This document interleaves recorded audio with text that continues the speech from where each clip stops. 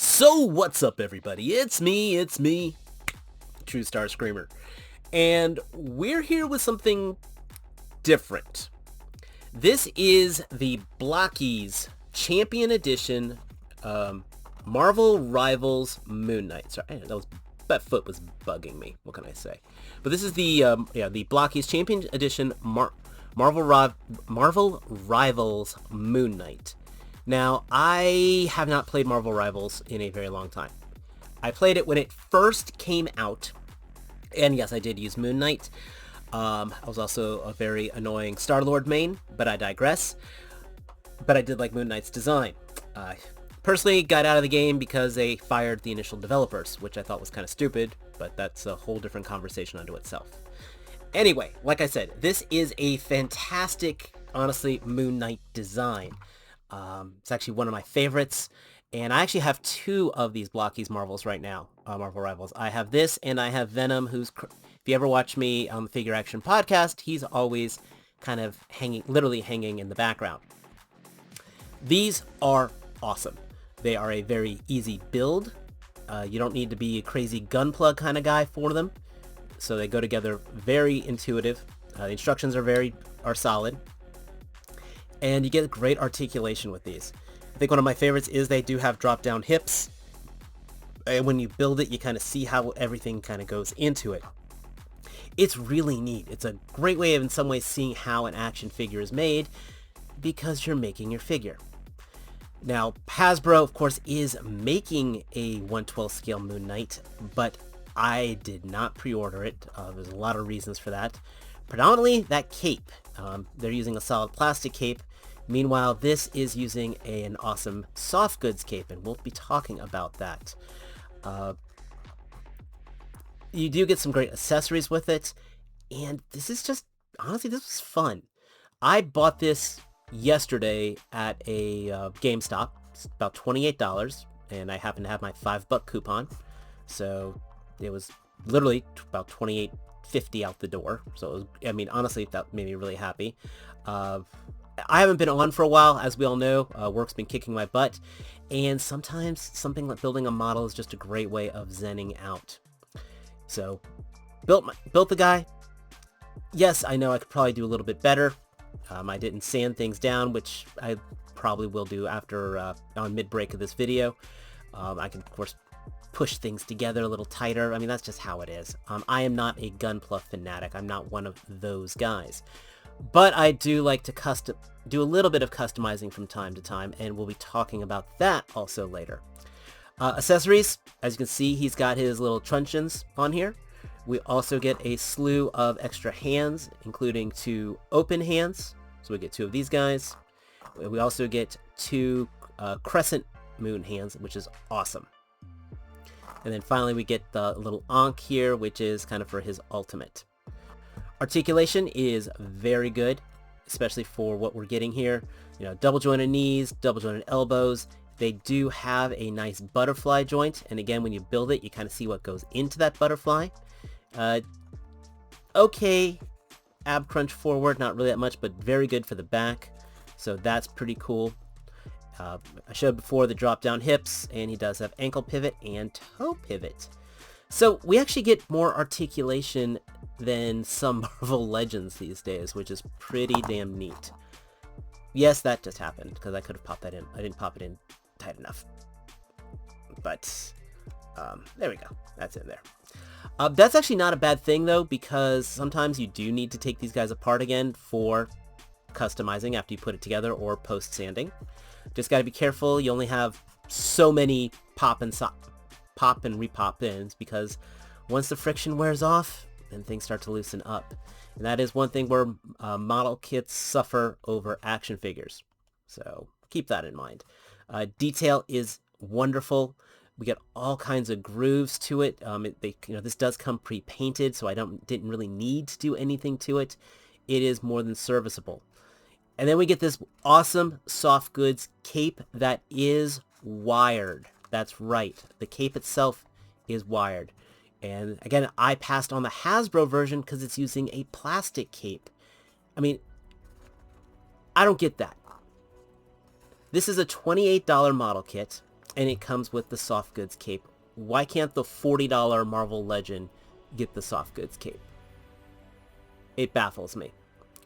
I hate those hard plastic capes with a passion, not only for how you want to put them on display, but they also throw the balance off, so I can do a lot of fun things with it.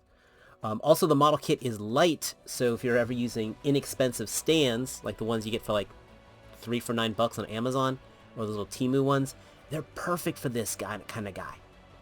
So there's just a lot of benefits to this, to be honest. A lot of value to it. Yes, you have to build your own.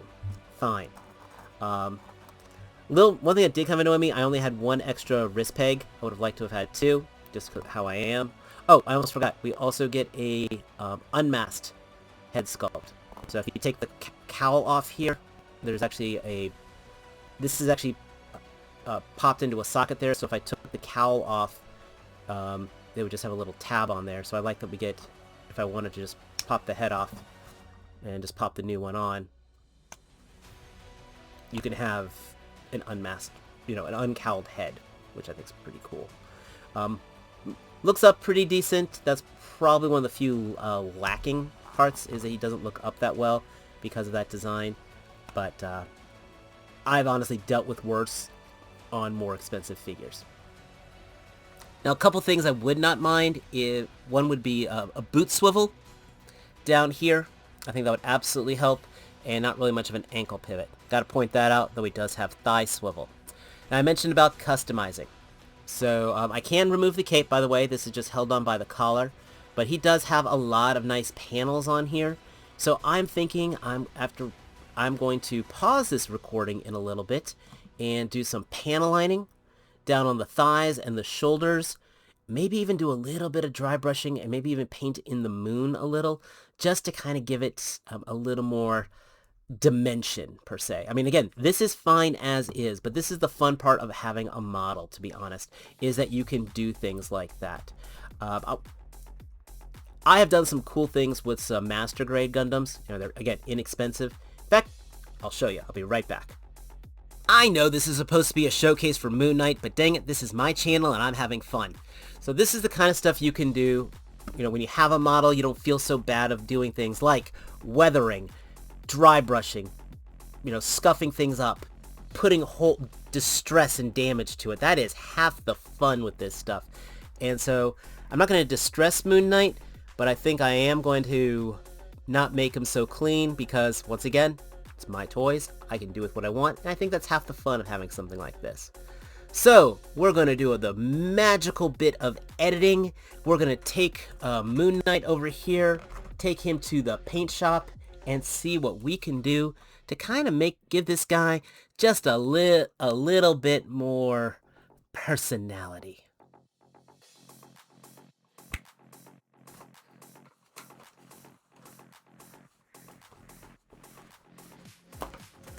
Did I actually say give Moon Knight more personality? I mean, the guy's got 3 already, kids. Anyway. So, this is actually a day later and a new computer monitor later. A whole lot of technology drama. But the Moon Knight has been customized. And I have to say, I am very pleased with how this turned out. As you can see, this is that stand I was talking about. You can get 3 of these for like $9 on Amazon. Kind of flimsy, but great for models. So just want to point that out. But I do want to show what I did to this guy, and I am very, very pleased with how this turned out. Start from the bottom, work its way up. Painted the soles of his shoes as well as the rim of his boots silver. Put silver on the tab here at the base of the shin and at the top of the shin. The ankhs that were white, I put silver on those. I put silver on the crescent moon pouches, and of course the crescent on his chest. This really did pop things out. And then finally on the pauldrons, both the front and the back, I got the cape in the way, but put a little touch of silver on either of those, same with the back. Then used a Tamiya panel liner. I love that stuff. It's really it works all by surface tension. So literally just put a drop in the grooves And then once it dries, you give it a little rub with a paper towel with some rubbing alcohol on it. I could put a little more actually down here now that I look at it. But the panel lining came out really nice on the legs and on the chest and on the shoulder pauldrons. Oh yeah, I put a little silver on the tip on the staffs here, but I could care less. I also panel lined the gauntlets too. And again, as he comes out of the box, he's game accurate. But this is just something I wanted to do, and I love the fact that it came out so well, and I really think it brings out this figure. And that's the big thing, or sorry, this model. The one thing, it's good. It could be a little better, but then again, for the price you're getting, you're always gonna have some room for criticisms. I think my biggest criticism is I wouldn't mind the wire actually going all the way under the collar, so this wouldn't be as floppy. I just have to say that, but it does fold down really well. And honestly, that is my biggest criticism of the build. I understand. I mean, obviously, there's no reason why. I get why you can't put a boot cut in one of these, but again, this is a model, not an action figure, and it poses so beautifully. It looks so good. I absolutely recommend this. If you're a fan of Marvel Rivals, if you're a fan of Moon Knight, if you're not a hardcore figure collector, or you just don't want to pay $45 for that Hasbro version, which, trust me, I didn't. And again, it's got all the plastic, the hard plastic capes and all. This is absolutely will scratch that itch. You'll get a cool looking Moon Knight. You get the fun of building one of these. This is a great parent-kid project to do as well, I have to point out. You don't have to go crazy with the filing and the pre-painting and all. The painting stuff, that's just an option if you choose to do it. I do it because I like to overcomplicate things. But yeah, absolute knock out of the park from Blokees. Like I said, I do want to get the Nightwing. I don't think there's too many other of the Marvel Rivals I want to get right now. Curious if they do make a Hulk. That would be kind of neat. And maybe Star-Lord or Shang-Chi. That's about it. The other ones, I don't need them. Just saying it as it is. But let me know your thoughts down below. I missed you guys. Hopefully you missed me. I'm going to try to be a lot more regular on this channel. I still have a whole bunch of Joes I need to review for you guys. And please, if you're new here, give this video a like, hit that subscribe button, and as always, my friends, until next time, take care. Peace.